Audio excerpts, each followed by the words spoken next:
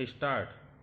सभाध्यक्ष महोदय, वर्तमान प्राकृतिक परिस्थितियां, जनसंख्या, उत्पादन व उपयोग का स्तर और प्रौद्योगिकी का स्तर व उपयोग, उद्योग बहुल देशों की पर्यावरण संबंधी समस्याएं पूर्ववर्ती दुरुपयोग का परिणाम है। दूसरी तरफ विकासशील देशों की ये समस्याएं मुख्यतः इस पर निर्भर करती हैं कि वहाँ मशीनों का उपयोग या दुरुपयोग किस पर किया जा रहा है।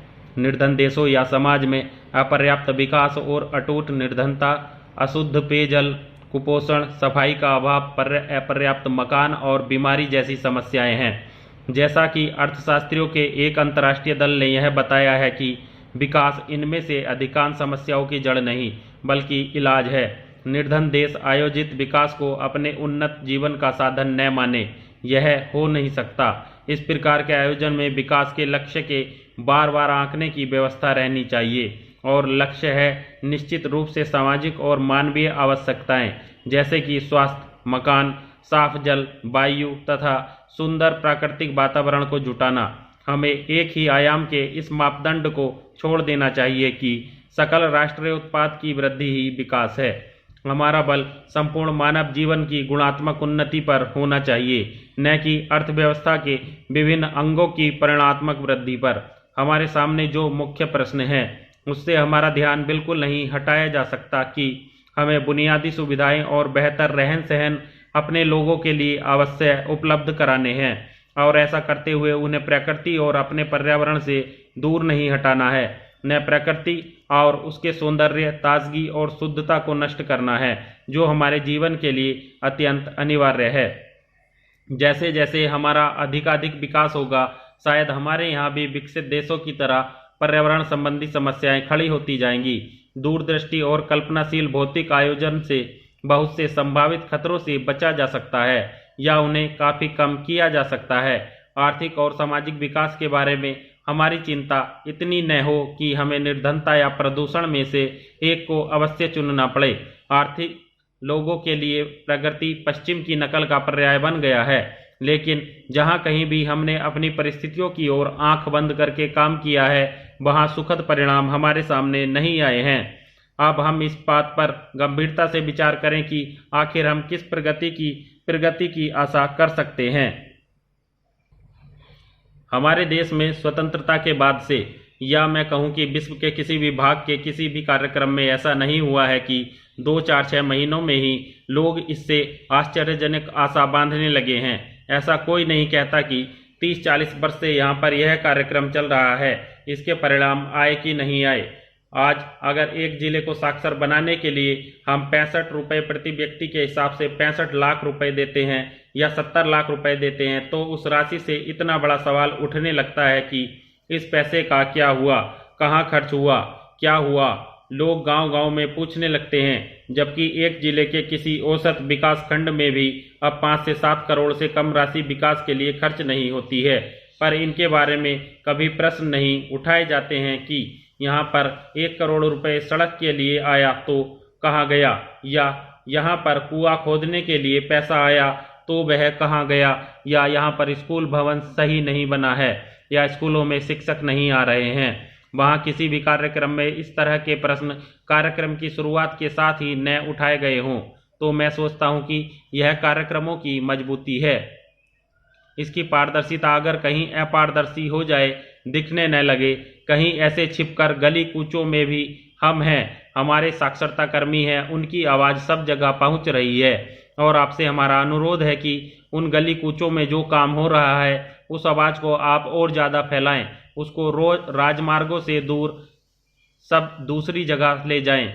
इसके लिए ही हम प्रचार माध्यम का समर्थन चाहते हैं। एक और चीज़ है जो मैं प्रसार माध्यमों के संबंध में कहना चाहता हूँ।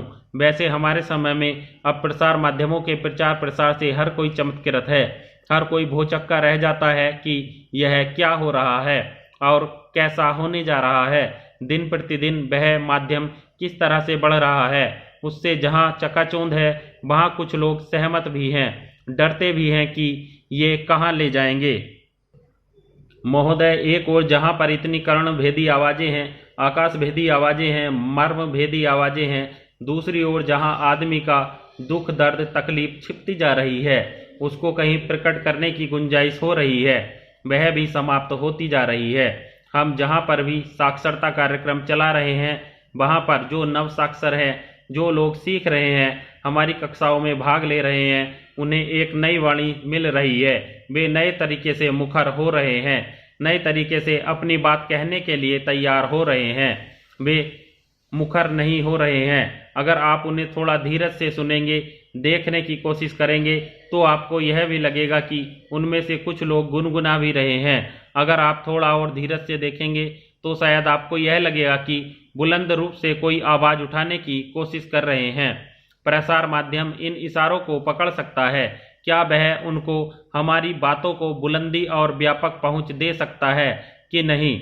अभी जो प्रसार माध्यमों के कारण लोग दुर्बल महसूस कर रहे हैं, लोग और पीछे हटते चले जा रहे हैं, वही इन माध्यमों के द्वारा लोगों को एक मौका मिल सकता है कि वे सही परिप्रेक्ष्य में अपनी बात कह सकें, हावी हो सकें, अपने जीवन के स्वयं मालिक हो सकें। साक्षरता का कार्यक्रम एक ऐसा कार्यक्रम है जिसके अधीन मुझे देश में कई हिस्सों में जाने का मौका मिला है। कल मैं आरा जिले के कुछ गांवों में गया था। वहां पर भी ऐसी कोई बहुत बड़ी चीज हो रही है ऐसा नहीं, पर ऐसे अद्भुत लोग, बच्चे, महिलाएं, जिनके साथ देर तक हम बातचीत करते रहें, अलग अलग ग्रुपों में, जैसे आपके नज़दीक में हो रहा है। आप लोग अगर देखें तो आप उसमें बहुत सारी चीज़ें पाएंगे। जैसा कि मुझे वहां बताया गया कि 2 दिन का उन्होंने कार्यक्रम रखा था साक्षरता का सर्वेक्षण करने का। वे जब पूरे जिले में साक्षरता का सर्वेक्षण कर रहे थे, उस समय कुछ हिस्सों में बाढ़ आई हुई थी, वहां यह कार्यक्रम नहीं हो सकता था। तो उन्होंने कहा कि यहाँ पर सर्वेक्षण का कार्य बाढ़ उतर जाने के बाद में ठीक से पूरा कर लेंगे। उपाध्यक्ष महोदय, मुझे प्रसन्नता है कि मुझे ऐसे गणमान्य व्यक्तियों के सम्मुख बोलने का अवसर मिला है जिनमें अनेक भारत संबंधी विशेषज्ञ हैं। मैं अपनी बात एक ही विषय तक सीमित रखूंगी, भारत में लोकतंत्र। हमारे स्वाधीनता संग्राम के दौरान लगता था कि स्वाधीनता अपने आप में पूर्ण लक्ष्य होगी, लेकिन जब हमने उसे प्राप्त कर लिया तो हमें अनुभव हुआ कि प्रत्येक पूर्ति एक आरंभ हुआ करती है। हमारे लिए वह एक प्राचीन, जटिल और विशाल देश में लोकतंत्र को स्थापित करने के महान प्रयोग का श्री गणेश था। भारत प्रगति की कहानी शेष विश्व के लिए महत्वहीन नहीं है। जो कहानी 100 करोड़ से अधिक लोगों की आशा, आकांक्षा तथा संघर्ष से संबंध रखती हो, वह अन्यथा हो भी कैसे सकती है। राजनीतिक सिद्धांतवादियों ने जो हर चीज पर सफाई के साथ ठप्पा लगाने के अभ्यस्त होते हैं, प्राय यह कहा है कि भारत में लोकतंत्र की खोज का प्रयास मृगतृष्णा सिद्ध होगा। उनकी दृष्टि में लोकतंत्र केवल 2 दलों की प्रणाली का ही परिणाम हो सकता है, जिसका संचालन एक विशिष्ट ढंग से शिक्षा पाए हुए लोगों के हाथ में हो। शायद एक पढ़ी पीढ़ी पहले पश्चिम के पढ़े लिखे लोगों ने आवाज उठाई थी कि औपनिवेशिक शासन वाले देश अभी स्वतंत्रता पाने के लिए परिपक्व नहीं है। वैसे ही फिर कहा गया कि एशिया और अफ्रीका के अविकसित समाज लोकतंत्र के लिए तैयार नहीं है और वहां व्यवस्था तभी स्थापित हो सकती है जब किसी रूप में तानाशाही स्थापित हो या कम से कम नियंत्रित या निर्देशित लोकतंत्र हो, पर स्वतंत्रता निर्देशित नहीं हो सकती। तो क्या लोकतंत्र निर्देशित हो सकता है? शायद ये प्रश्न असंगत हैं, क्योंकि ऐसा प्रतीत होता है कि कुछ देशों में लोकतंत्र शब्द का प्रयोग प्रतिक्रिया और स्वातंत्र्य के विरुद्ध प्रहार को छुपाने के लिए किया गया, लेकिन हमने लोकतंत्र को बहुत गंभीरता से लिया।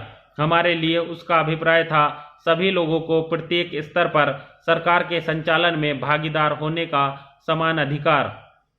राजनीतिक संस्थाओं का चुनाव करने के मामले में निर्णायक तत्व हमेशा पिछला अनुभव ही नहीं हुआ करता।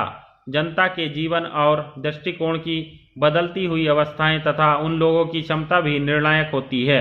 राजनीतिक प्रक्रिया में अधिकांश लोगों को संलग्न करने की दिशा में नेतृत्व प्रदान करते हैं। विराम।